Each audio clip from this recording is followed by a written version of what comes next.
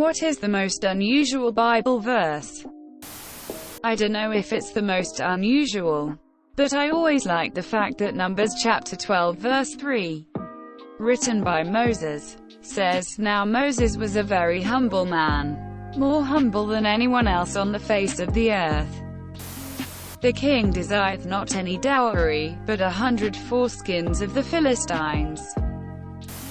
If two men are fighting and the wife of one of them comes to rescue her husband from his assailant, and she reaches out and seizes him by his private parts, 12 you shall cut off her hand. Show her no pity." Doi 25-11-12. Genesis chapter 27 verse 11 is my favorite. My brother Esau is a hairy man, but I am a smooth man. I have always been partial to Jeremiah chapter 10 verse 5. Like a scarecrow in a cucumber field, their idols cannot speak. They must be carried because they cannot walk. Do not fear them. They can do no harm nor can they do any good. I love the comparison to scarecrows in a field, but specifically a cucumber field. How random.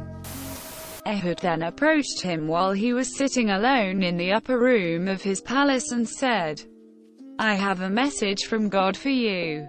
As the king rose from his seat, Ehud reached with his left hand, drew the sword from his right thigh and plunged it into the king's belly.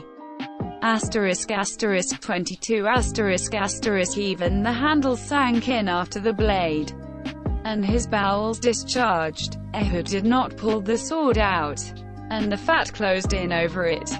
Quote, Judges chapter 3 verse 20. https www.biblegateway.com/passage/search equals Judges +3 inversion equals NIV #N-Nev-6589. Judges chapter 15 verse 16. And he found a new jawbone of an ass, and put forth his hand, and took it, and slew 1,000 men therewith. He turned around, looked at him and called down a curse on him in the name of the Lord. Then 2 bears came out of the woods and mauled 42 of the boys.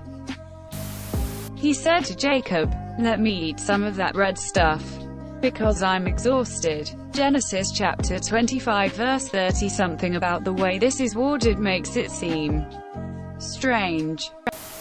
Ecclesiastes chapter 10 verse 19. A feast is made for laughter. Wine makes life merry, and money is the answer for everything. She lusted after her lovers, whose genitals were like those of donkeys and whose emission was like that of horses. Ezekiel chapter 23 verse 20 NIV. No one whose testicles are crushed or whose male organ is cut off shall enter the assembly of the Lord. Deuteronomy chapter 23 verse 1. Song of Songs 4-5. Your breasts are like 2 fawns, like twin fawns of a gazelle that browse among the lilies. If a man beats his male or female slave with a rod and the slave dies as a direct result, he must be punished, but he is not to be punished if the slave gets up after a day or 2, since the slave is his property. Exodus chapter 21 verses 20-21. My personal favorite is Song of Solomon chapter 5 verse 4. Web translation is "My beloved thrust his hand in through the latch opening. My heart pounded for him," which already sounds kinky AF. But I particularly like how the KJV describes this butterflies in the stomach feeling. My beloved put his hand by the hole of the door, and my bowels were moved for him. Ezekiel chapter 16 verse 26. You engaged in prostitution with the Egyptians, your neighbors with large genitals, and aroused my anger with your increasing promiscuity. The story this verse is a part of fits well with the whole biblical narrative. But why that extra detail about the Egyptians? Greater than Jeremiah chapter 13. This is what the Lord said to me. Go and buy yourself a linen undergarment, and put it on. A. But do not put it in water. 2. So I bought underwear as the Lord instructed me and put it on. Greater than 3. Then the word of the Lord came to me a second time. 4. Take the underwear that you bought and are wearing. B. And go at once to the Euphrates. C. And hide it in a rocky crevice. 5. So I went and hid it by the Euphrates, as the Lord commanded me. Greater than 6. A long time later the Lord said to me, Go at once to the Euphrates and get the underwear that I commanded you to hide there. 7. So I went to the Euphrates and dug up the underwear and got it from the place where I had hidden it. But it was ruined, of no use at all. 8. And the word of the Lord came to me. 9. This is what the Lord says. Just like this I will ruin the great pride of both Judah and Jerusalem. TLDR, God had a man bury underwear and then retrieve it after a long time, to prove a point. Mark chapter 14 verses 46 to 50. Greater than they laid hands on Jesus and seized him. But one of those who stood by drew his sword and struck the servant of the high priest and cut off his ear. And Jesus said to them, Have you come out as against a robber, with swords and clubs to capture me? Day after day I was with you in the temple teaching, and you did not seize me. But let the scriptures be fulfilled. Greater than ***, and a young man followed him, with nothing but a linen cloth about his body. And they seized him. But he left the linen cloth and ran away naked.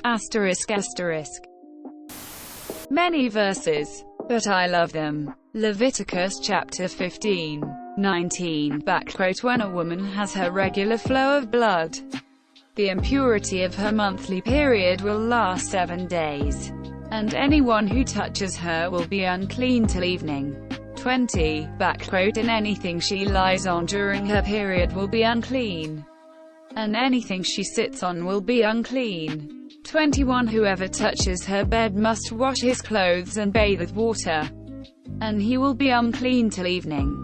22 Whoever touches anything she sits on must wash his clothes and bathe with water, and he will be unclean till evening. 23 Whether it is the bed or anything she was sitting on, when anyone touches it, he will be unclean till evening. 24, If a man lies with her and her monthly flow touches him, he will be unclean for 7 days. Any bed he lies on will be unclean, and on until 29 On the 8th day she must take 2 doves or 2 young pigeons and bring him to the priest at the entrance to the tent of meeting. 30 The priest is to sacrifice one for a sin offering and the other for a burnt offering. In this way he will make atonement for her before the Lord for the uncleanness of her discharge. Edit. And those crying about childbirth and missing verses, calm down. The post was asking for crazy Bible verses, and 29 and 30 fit on their own merit. My fave is the very end of Jonah. Jonah is in the desert but found a tiny tree with a gourd to give him shade. After a bit, the gourd shriveled and dies, and Jonah must suffer in the sun again. Jonah cusses out the gourd. Right then God came down to Jonah and chastised him. Good Jonah, that gourd existed by no labor of your own.